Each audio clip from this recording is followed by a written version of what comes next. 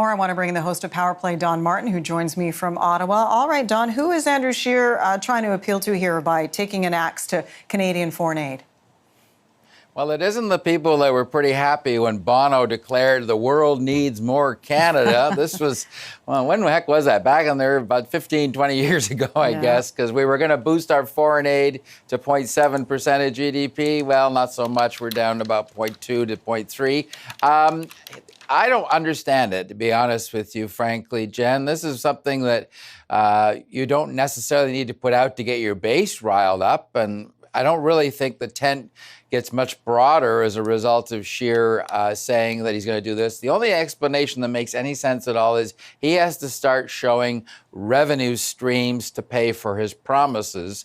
And this is sort of a low-hanging fruit item where you can say, I'm going to take $1.5 billion from foreign aid and use it to pay for my promises back on the campaign trail. Because it's not a big winner out there in the real world that we're paying too much for foreign aid, unless he can make a much better narrative than we're taking it away from Argentina, which doesn't need it. I'm not sure whether that holds up to scrutiny or not. You know, and I'm like I say, this is a reach here, but is it a dog whistle, Don, to anything involving the word foreign? Is it becoming and appealing more to sort of a nationalistic, populistic viewpoint? Well, that's a theory that is not beyond the realm of possibilities, Jen, but it's not. It sounds like a pretty faint dog whistle to me. I mean, this guy is starting to move in the polls.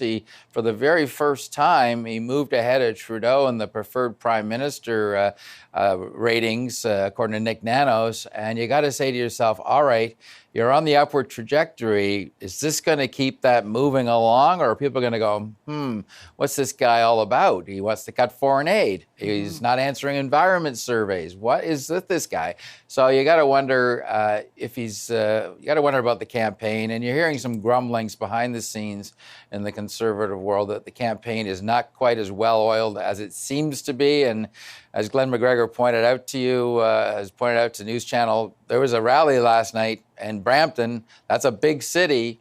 I got less than 100 people. That's a bad sign. Yeah, interesting. And just quickly, though, there's been kind of a general lack of foreign affairs talk on the campaign trail, especially since Justin Trudeau didn't want to participate in the Monk debate on foreign affairs and global policy. Maybe that was needed. Yeah.